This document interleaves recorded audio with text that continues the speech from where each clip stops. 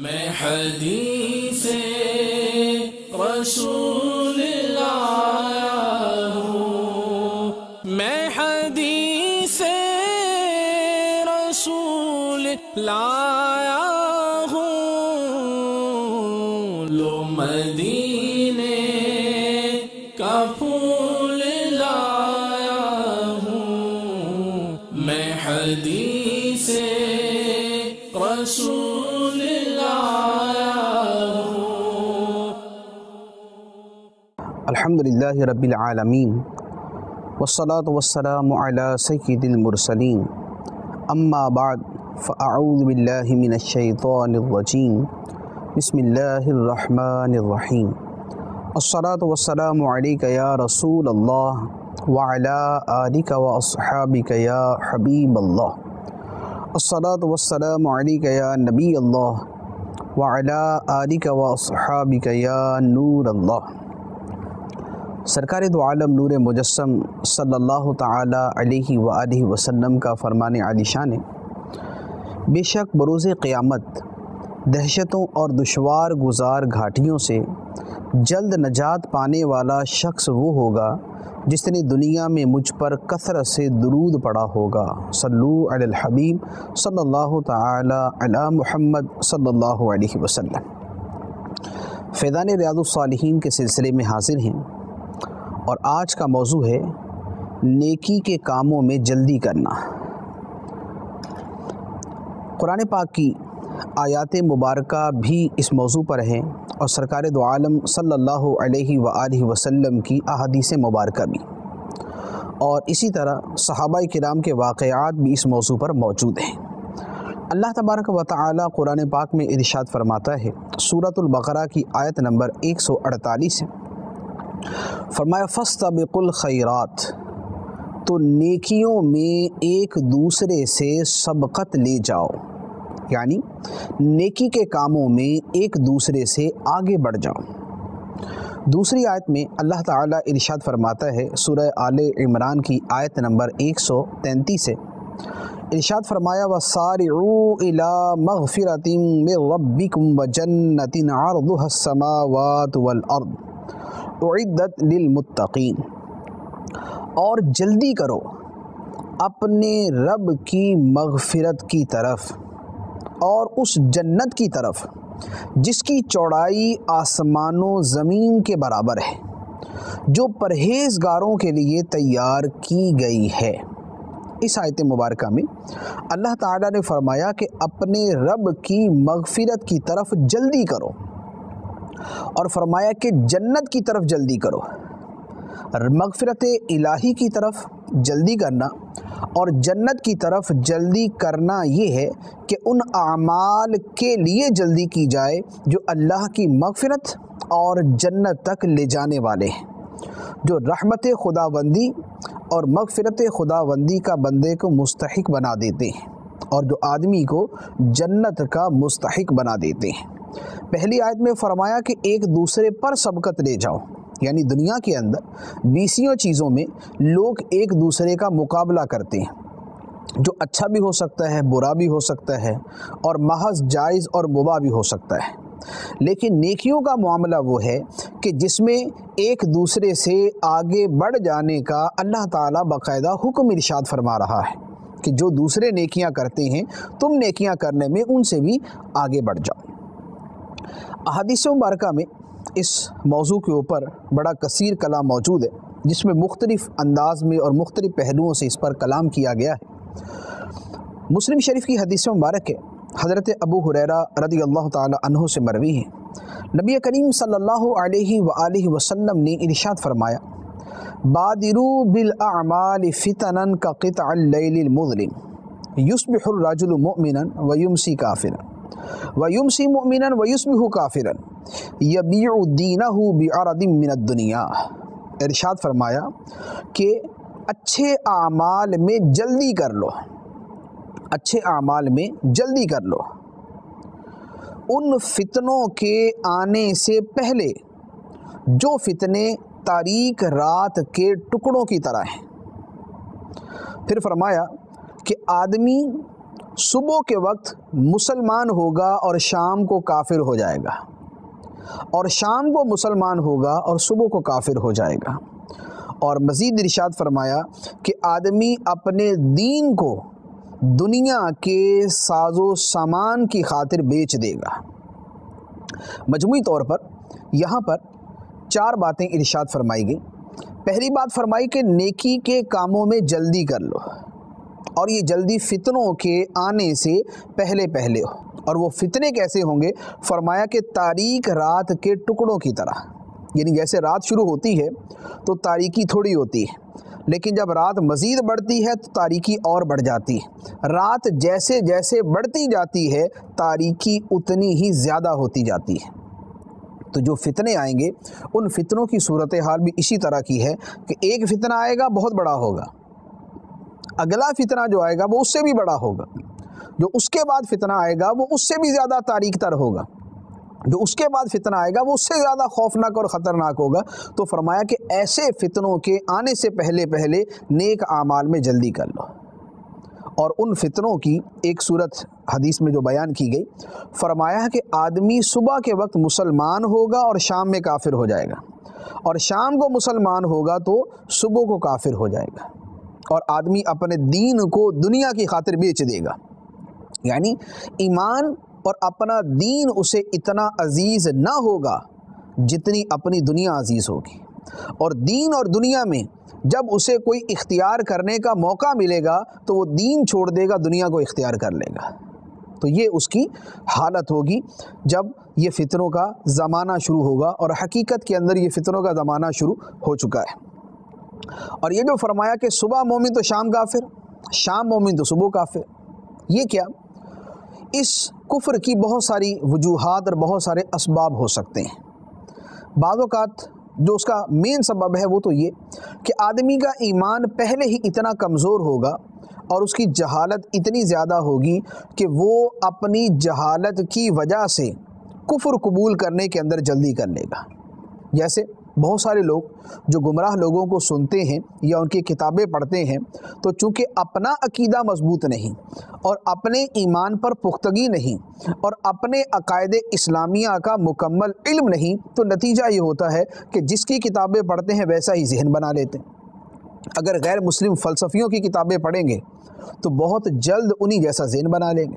جس فلسفی کو پڑھیں گے اسی طرح کا ذہن بنا کے بیٹھے ہوں گے، خدا کے بارے میں، آخرت کے بارے میں، دنیا کے بارے میں، اسلام کے بارے میں، قرآن کے بارے میں، جنت و دوزخ کے بارے میں۔ تو یہ جو اتنی جلدی ذہنوں کا بدل جانا ہے، اس کے پیچھے بہت بڑا سبب جہالت اور کمزوری ایمان ہوتا ہے۔ اور یہ اس زمانے کا حال ہے کہ جب صبح آدمی مسلمان ہے تو شام کو کافر، یعنی اتنی جلدی وہ اپنا عقیدہ تبدیل کر لے گا۔ اور ایک صورت یہ بھی ہو سکتی ہے کہ صبح مسلمان ہے لیکن دن کے دوران اپنے منہ سے کفر بول دیتا ہے، یا دوسرے کی زبان سے کفر سن کر اس کے اوپر رضامندی کا اظہار کرتا ہے۔ جیسے کفریہ گانے، کفریہ جملے ہیں، کفریہ لطیفے ہیں کہ بہت سے لوگ خود اپنی زبان سے بولتے ہیں اور راضی خوشی کفریہ جملے ادا کرتے ہیں، اور اس کے اوپر کوئی ندامت، کوئی شرمندگی یا کوئی اس کا عذر اور اس کا کوئی سبب نہیں ہوتا بولنے کا، تو یہ بولنے والے یہ کفر میں داخل ہو جاتے ہیں۔ اور یا دوسرا کفریہ جملے بولتا ہے تو بجائے اس کے کہ یہ اس کو سرزنش کریں، اس کی بات کو قبول کر لیتے ہیں۔ تو نتیجہ یہ ہوتا ہے کہ صبح مسلمان ہوتے ہیں لیکن شام تک کافر ہو چکے ہوتے ہیں، اور شام کو مسلمان ہوتے ہیں لیکن صبح تک کافر ہو چکے ہوتے ہیں۔ تو یہ قرب قیامت کی علامات اور یہ ہمارے زمانے کے اندر پائے جانے والے ماحول کی طرف بھی ایک اشارہ ہے۔ تو فرمایا کہ ایسے فتنوں کے آنے سے پہلے پہلے بادروا بالاعمال، نیک اعمال کے اندر جلدی کر لو۔ پھر اس کے بعد ایک اور حدیث مبارک نبی کریم صلی اللہ تعالیٰ علیہ وآلہ وسلم نے ارشاد فرمایا، بڑی پیاری حدیث مبارک ہے اور بہت ساری چیزوں کی جامع ہے، یعنی اس کے معنی پر جتنا غور کرے آدمی اپنے ایمان اور اپنے عمل کے بارے میں اتنا ہی زیادہ محتاط ہو سکتا ہے۔ ارشاد فرمایا، حجبت النار بالشہوات وحجبت الجنت بالمکارہ۔ فرمایا کہ جہنم کو شہوات و خواہشات کے ساتھ ڈھانپ دیا گیا، جہنم کو خواہشات اور شہوات کے ساتھ ڈھانپ دیا گیا، اور جنت کو ناپسندیدہ چیزوں کے ساتھ ڈھانپ دیا گیا۔ مراد یہ کہ جہاں لذات، خواہشات اور شہوات نظر آئیں، اس کا مطلب یہ ہے کہ اس کے نیچے جہنم کی آگ چھپی ہوئی ہے۔ اور جہاں ناپسندیدہ جو نفس جن چیزوں کو ناپسند کرتا ہے، جہاں وہ چیزیں نظر آئیں، اس کا مطلب ہے کہ اس کے نیچے جنت ہے، کیونکہ جنت جو ہے وہ ان اعمال کے صدقے کے اندر ملے گی، ان اعمال کی برکت سے ملے گی کہ جو اعمال نفس کو گوارا نہیں، نفس جنہیں پسند نہیں کرتا۔ مثال کے طور پہ فجر کی نماز پڑھنا، آدمی کو نیند قربان کرنی پڑتی ہے، اور خاص طور پہ سردیوں کے موسم میں یا سرد علاقوں کے اندر جہاں پر اپنے گرم بستر سے نکلنا ہو، ٹھنڈے پانی سے وضو کرنا ہو، وضو کر کے ٹھنڈ کے اندر ہی مسجد کی طرف جانا ہو، تو یہ نفس کے اوپر بڑا گرا ہے۔ تو یہ ہے، یہ جنت چھپی ہوئی ہے اس ناپسندیدگی کے نیچے، جو طبیعت کو ناگوار ہے، جو نفس کو ناگوار ہے، اس کے نیچے جنت چھپی ہوئی ہے۔ وَحُجِبَتِ الْجَنَّةُ بِالْمَكَارِهِ، جنت جو ہے وہ ناپسندیدہ چیزوں کے ذریعے ڈھانپ دی گئی۔ اسی طرح گرمیوں میں روزے رکھنا بڑا مشکل ہے، نفس بڑا تکلیف کے اندر مبتلا ہو جاتا ہے، دل نہیں کرتا روزہ رکھنے کا، تو یہ گرمیوں کا روزہ یہ ناپسندیدہ ہے، لیکن جنت اس کے نیچے چھپی ہوئی ہے۔ اسی طرح بد نگاہی کرنا، بد نگاہی کرنے سے بچنا بڑا مشکل ہے، بڑا ناپسندیدہ۔ آدمی دیکھ سکتا ہے، اس کے سامنے دیکھنے والی چیز موجود ہے، نفس بے قرار ہے، نگاہیں اس لذت کو حاصل کرنا چاہتی ہیں، لیکن اس کے باوجود آدمی اپنے آپ کو روک لے، یہ روکنا بڑا مشکل ہے، لیکن جنت اس روکنے کے پیچھے چھپی ہوئی ہے۔ اسی طرح ایک آدمی نفلی کام کرتا ہے، نفلی نمازیں پڑھتا ہے، نفلی روزے رکھتا ہے، راہ خدا میں خرچ کرتا ہے، نفلی حج و عمرہ کرتا ہے، سارا کچھ کرتا ہے۔ اب اتنی نیکیاں کرے اور کسی کو بتائے بھی نہیں، بڑا مشکل ہے۔ بتانے جائے گا تو ریاکاری میں پڑنے کا بہت زیادہ اندیشہ ہے۔ اب نیکیاں بھی کرے، غریبوں کی مدد بھی کرے، بہت سے اچھے کام بھی کرے، پھر ریاکاری سے بچنے کے لیے ان نیکیوں کو چھپا کے رکھے، بڑا مشکل ہے۔ لیکن اسی مشکل کے پیچھے جنت چھپی ہوئی۔ آدمی کا سٹیٹس ہے، عزت ہے، مقام ہے، وہ اپنے اس عزت، سٹیٹس اور مقام کے پیش نظر دوسروں کے ساتھ جیسا چاہے سلوک کر سکتا ہے، لیکن آدمی اپنے آپ کو روک لیتا ہے، عاجزی کرتا ہے، عاجزی اختیار کرتا ہے، بڑا مشکل ہے۔ لیکن اسی مشکل کے پیچھے جنت چھپی ہوئی ہے۔ بدلہ لینے پر قادر ہے،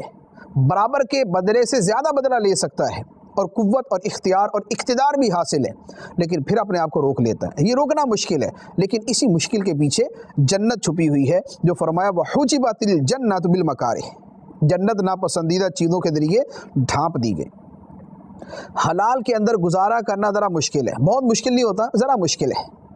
اور حرام وافر مقدار میں دستیاب، چاہے تو حاصل بھی کر سکتا ہے۔ دل بھی کرتا ہے کہ میں بھی کھاؤں پیوں، موج اڑاؤں، گاڑیوں میں گھوموں، ہواؤں میں سفر کروں، بہترین سے بہترین لباس پہنوں، اچھے سے اچھے مکان میں رہوں، گاڑی عمدہ ہو، لباس عمدہ ہو، جوتے عمدہ ہو، ہر شے کے اندر میں لگژریز جو ہے وہ استعمال کروں، لیکن یہ ساری چیزیں ملیں گی حرام میں، اگر یعنی حرام کے اندر ملے۔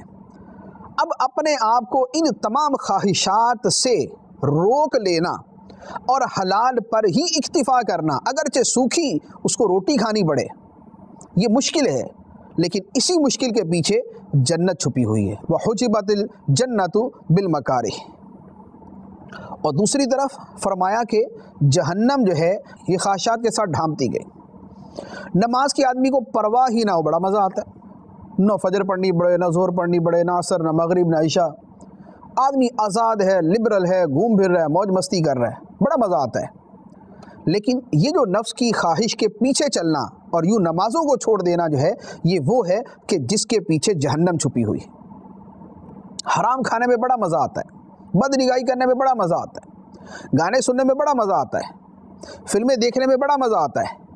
بد نگاہی کرنے میں بڑا مزہ آتا ہے، لیکن یہ وہ مزے ہیں اور یہ وہ خواہشات ہیں اور یہ وہ شہوات ہیں کہ جن کے پیچھے جہنم چھپی ہوئی ہے۔ تو فرمایا کہ جہنم کو خواہشات کے اندر چھپا دیا گیا، جہنم کو خواہشات کے ساتھ جو ہے وہ ڈھانپ دیا گیا۔ غیبت کرنا کتنا مزہ آتا ہے، آدمی کسی کی برائیاں کرے، کسی کی ٹانگ کھینچ رہا ہے، کسی کے جو بالوں کے بارے میں تبصرہ کر رہا ہے، کسی کے لباس کے اوپر کمنٹس دے رہا ہے، کسی کی جو ہے وہ ذاتیات کے اوپر اتر رہا ہے، برائیاں بیان کر رہا ہے، بڑا مزہ آتا ہے۔ اور ماحول بھی ہے، رواج بھی ہے، لوگ مبتلا بھی ہیں اور پرواہ بھی نہیں کرتے، سارا کچھ ہے،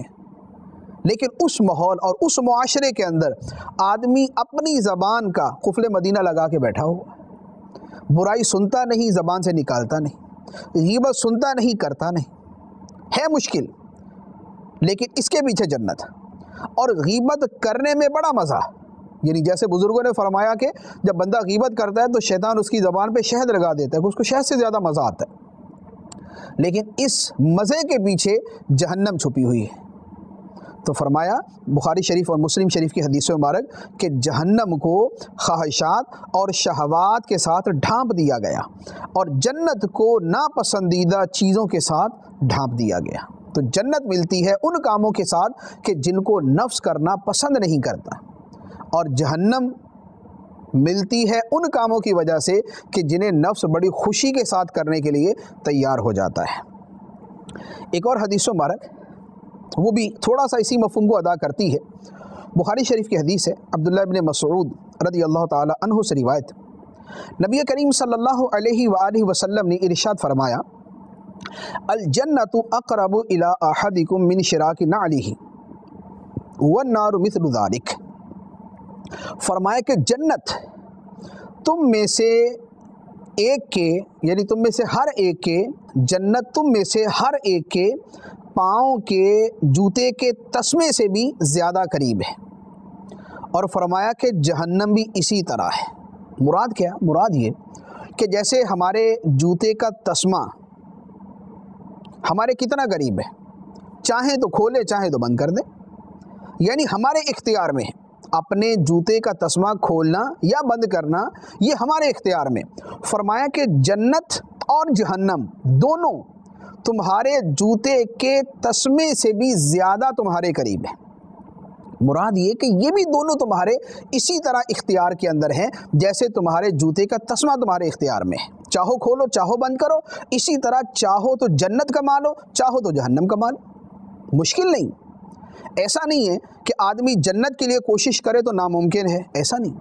جہنم کے لیے تو بہت ہی آسان ہے کہ وہ تو نفس کا مزہ بھی اس کے اندر موجود ہے، اور جنت کے اندر جانے کے لیے تھوڑی سی ناپسندیدہ چیزیں گوارا کرنی پڑتی ہیں، وقت کی قربانی دینی پڑتی ہے، خواہشات کی قربانی دینی پڑتی ہے، لیکن ناممکنات میں سے نہیں۔ ایسا نہیں ہے کہ کوئی آدمی نماز پڑھنا چاہے تو اسے نماز ادا ہی نہ ہو۔ ایک آدمی اگر عزم مصمم کر لے، پختہ ارادہ کر لے کہ مجھے 5 وقتہ نماز، 5 وقت کی نماز مسجد میں با جماعت پڑھنی ہے، تو ایسا نہیں ہے کہ ممکن ہی نہیں ہے، اس کے لیے ممکن ہے، اور اتنی ہی ممکن ہے جتنا اپنے جوتے کا تسمہ کھولنا ہے،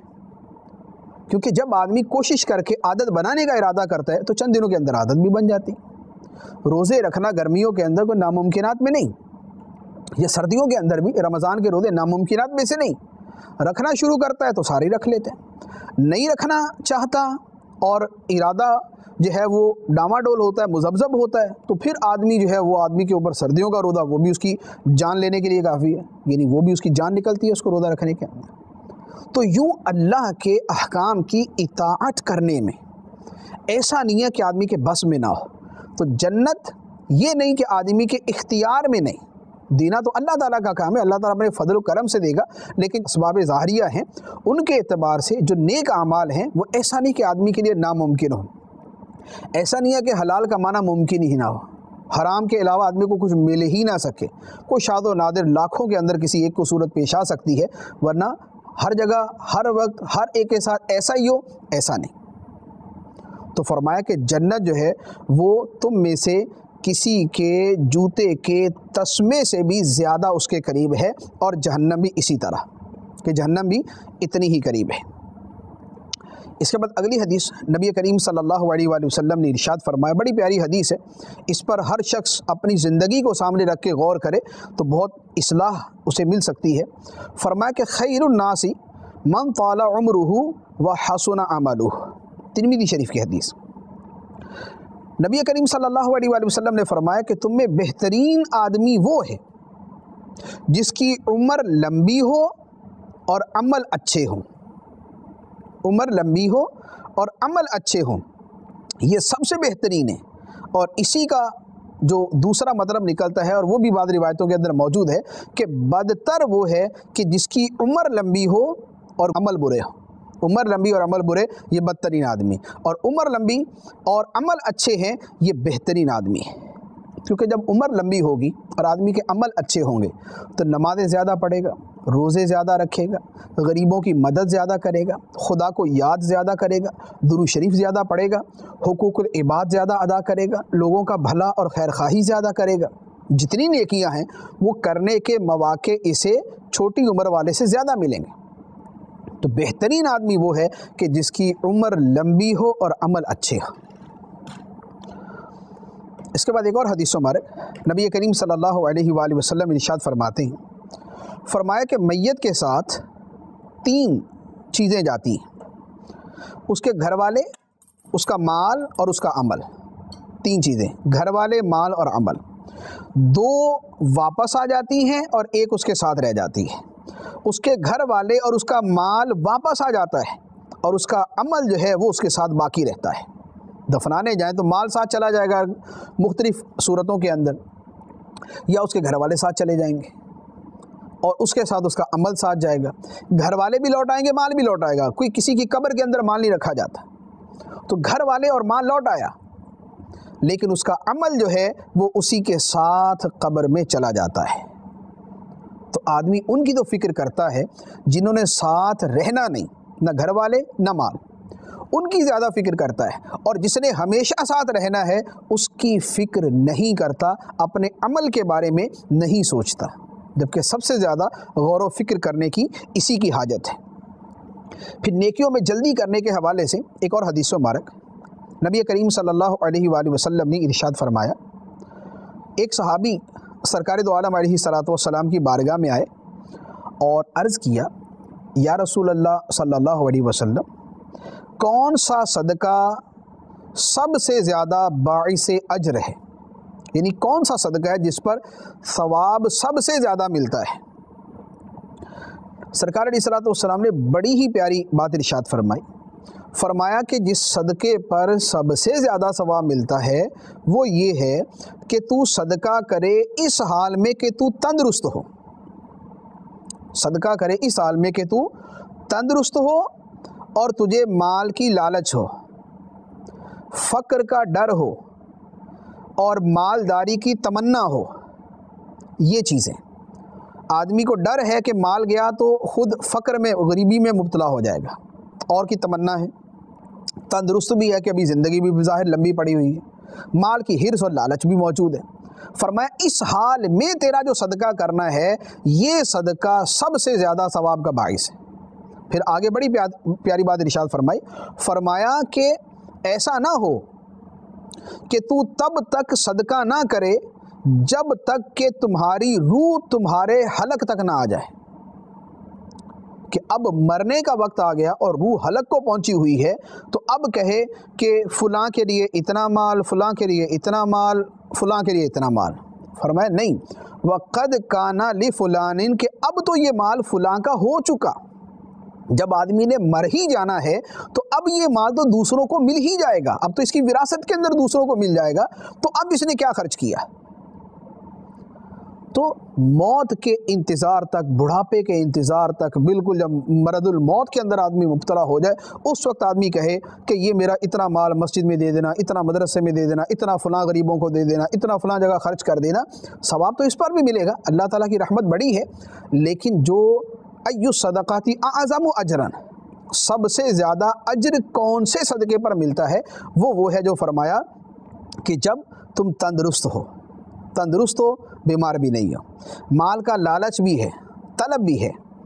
اور یہ بھی ڈر ہے کہ اگر خرچ کر دو گے تو خود غریب ہو جاؤ گے، اور مال کی مزید تمنا بھی موجود ہے۔ اس وقت تم اگر خرچ کرو گے تو یہ تمہارا خرچ کرنا ہوگا اللہ تعالیٰ پر کامل بھروسہ اور توکل کرتے ہوئے، اور یہ وہ خرچ کرنا ہے جس پر زیادہ ثواب ملے گا۔ اس کے بعد ایک اور حدیث مبارک حضرت ابو ہریرہ رضی اللہ تعالی عنہ سے مروی ہے، ترمذی شریف کی حدیث، نبی کریم صلی اللہ علیہ وآلہ وسلم نے ارشاد فرمایا کہ 7 کاموں سے پہلے نیک اعمال میں جلدی کر لو، 7 کاموں سے پہلے 7 اوقات سے 7 چیزوں سے پہلے نیک اعمال میں جلدی کر لو۔ اب وہ 7 کون سے ہیں؟ حدیث مبارک کا ترجمہ تو یہ ہے کہ کیا تم اس کا انتظار کر رہے ہو کہ یہ ہو جائے یہ ہو جائے یہ ہو جائے، لیکن مفہوم عرض کرتا ہوں۔ ایک یہ ہے ایسے فقر اور غربت میں مبتلا ہو جاؤ جو سب کچھ بھلا دے، او غنن مطغین، یا ایسی مالداری میں ڈال دیے جاؤ جو سرکش بنا دے، او ماردن مفسدن، یا ایسی بیماری کے اندر مبتلا ہو جاؤ جو سب کچھ بگاڑ دے، او حرمن مفندن، یا ایسے بڑھاپے میں پڑ جاؤ کہ جو عقل کو سٹھیا دے، او موتن مجہزن، یا اچانک موت تمہیں آ جائے، یا پھر دجال آ جائے جو پوشیدہ شر ہے جس کا انتظار کیا جا رہا ہے، اور یا پھر قیامت آ جائے، اور فرمایا کہ قیامت تو سب سے زیادہ دہشت ناک اور کڑوی ہے۔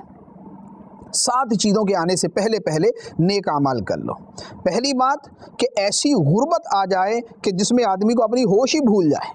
غربت کے مارے اس کو سوائے روٹی کے، کھانے کے، کپڑے کے، مکان کے اور کچھ سوجتا ہی نہ ہو۔ ہر وقت اس کو یہی فکر ہو کہ میرے کل کے کھانے کا کیا ہوگا، میرے بچوں کے کھانے کا کیا ہوگا، میرا پیٹ کیسے بھرے گا، رات کا کھانا کہاں سے لاؤں گا، کل کے لیے تو ہے ہی نہیں میرے پاس کچھ بھی، اور دیگر جو زندگی کے معاملات ہیں اور معمولات ہیں ان کے پیچھے اتنا پریشان ہو جائے کہ اسے کچھ سمجھ نہ آئے۔ تو فرمایا کہ ایسے فقر میں اور غربت میں مبتلا ہو جاؤ کہ جو تمہیں سب کچھ بھلا دے، اور یا پھر ایسی مالداری تمہیں مل جائے، اتنا مال مل جائے کہ جو مال تمہیں سرکش بنا دے۔ اور یہ بھی ہوتا ہے کہ آدمی کو مال ملتا ہے تو مال اسے سرکش بنا دیتا ہے، مال سے مزے اڑانے کے لیے اب وہ گناہوں کی طرف جاتا ہے۔ اب راتیں اس کا جاگنا، شراب نوشی کرنا، اس کا جو ہے بدکاری کی طرف جانا، اس کا موج مستی کرنا، اس کا گھومنا پھرنا، وہ مال اسے سرکش بنا دیتا ہے۔ تو ایسی مالداری سے پہلے اللہ تعالیٰ کی عبادت کرو، اور ایسے مرض میں مبتلا ہو جاؤ جو صحت کو تباہ و برباد کر دے، جو بگاڑ دے۔ اب بیمار بستر پہ پڑے ہوئے، نہ ہاتھ ہلا سکتے، نہ پاؤں ہلا سکتے، نہ زبان ہلا سکتے۔ اب خدا کو یاد بھی کرنا چاہیں تو اس سے پہلے آہ نکلتی ہے، اس سے پہلے درد کی شدت سے آدمی چیخ اٹھتا ہے، یا اس کو ہوش ہی نہیں رہتا، وہ ہر وقت اپنی تکلیف کے اندر پڑا ہوا ہے۔ اب نہ اسے ذکر اللہ کا ہوش ہے، نہ اسے نماز کا ہوش ہے، نہ اسے دیگر نیک کاموں کا۔ تو فرمایا کہ ایسی مفسد بیماری سے پہلے نیک اعمال میں جلدی کر لو، اور فرمایا کہ یا ایسا بڑھاپا آ جائے جو عقل کو سٹھیا دے۔ بوڑھا ہو گیا، اتنا بوڑھا ہو گیا کہ عقل ہی کام نہیں کر رہی، الٹا بولتا ہے، ہر وقت جو ہے وہ صرف ڈانٹنے ڈپٹنے کے اندر، اور ہر وقت جو ہے لڑنے جھگڑنے کے اندر، اور ہر وقت جو ہے وہ عقل کے خلاف باتیں کرنے کے اندر یہ آدمی پڑ جائے، تو ایسا بڑھاپا آنے سے پہلے نیک اعمال کر لو۔ اور فرمایا کہ اچانک موت سے پہلے، اچانک موت جو ہے یہ یعنی سب سے آگے، کہ اچانک موت آ جائے اور آدمی کو نہ توبہ کا موقع ملے اور نہ آدمی کو نیک اعمال کا موقع ملے۔ یا فرمایا کہ دجال کے آنے سے پہلے، کیونکہ جب دجال آئے گا تو اس وقت اپنے دین پر قائم رہنا بڑا مشکل ہوگا۔ اور یا پھر یہ ہے کہ قیامت ہی آ جائے، قیامت آئے گی تو اب تو تمام کے تمام جو معاملات ہیں وہ کلوز، سب ختم، اب دارالعمل جو ہے وہ ختم ہو گیا، اب دارالجزا شروع ہو گئی۔ تو فرمایا کہ ان 7 چیزوں سے پہلے بادروا بالاعمال، نیک کاموں کے اندر جلدی کر لو۔ اور نبی کریم صلی اللہ علیہ وآلہ وسلم کا عمل مبارک، صحابہ کرام کا عمل مبارک نیکیوں میں جلدی کرنے کے حوالے سے اور ایک دوسرے سے آگے بڑھ جانے کے حوالے سے ایسا ہے کہ سیرت کی کتابیں پڑھتے ہیں تو ایمان تازہ ہو جاتا ہے۔ مشہور واقعہ سیدنا صدیق اکبر رضی اللہ تعالیٰ عنہ کا اور سیدنا عمر فاروق رضی اللہ تعالیٰ عنہ کا، کہ غزوہ تبوک کے موقع پہ عمر فاروق رضی اللہ تعالیٰ عنہ گھر کا آدھا مال لے آئے، اور اس نیت سے لے کر آئے کہ ہر مرتبہ اللہ کی راہ میں خرچ کرنے میں صدیق اکبر مجھ سے آگے نکل جاتے ہیں، اس مرتبہ میرے پاس مال زیادہ ہے تو میں خرچ کرنے میں آگے نکل جاؤں گا، آدھا مال لے آئے۔ لیکن تھوڑی دیر کے بعد جب صدیق اکبر رضی اللہ تعالیٰ عنہ کو دیکھا تو گھر کا سارا ہی مال اٹھا کے سرکار کی بارگاہ میں لے آئے۔ سرکار علیہ الصلوۃ نے پوچھا کہ گھر والوں کے لیے کیا چھوڑا؟ تو عرض کیا کہ گھر والوں کے لیے اللہ اور اللہ کے رسول کو چھوڑایا۔ تو سیدنا عمر فاروق رضی اللہ تعالیٰ عنہ فرماتے کہ میں سمجھ گیا کہ صدیق اکبر سے نیکیوں کے اندر میں آگے نہیں بڑھ سکتا، یہ صحابہ کرام کا عمل، یہ ان کا جذبہ اور یہ نیکیوں کے ساتھ ان کی محبت اور حرص تھی کہ نیکی کے کاموں میں ایک دوسرے سے آگے بڑھنے کی کوشش کرتے تھے۔ اللہ تبارک و تعالی ہمیں بھی یہ توفیق اور یہ جذبہ عطا فرمائے کہ نیکیوں کے پابند بھی بنے اور نیک اعمال میں دوسروں سے آگے بڑھنے کی کوشش بھی کریں۔ آمین بجاہ النبی الامین صلی اللہ علیہ وسلم۔ میں حدیث رسول لایا ہوں، میں حدیث رسول لایا ہوں، لو مدینے کا پھول لایا ہوں، میں حدیث رسول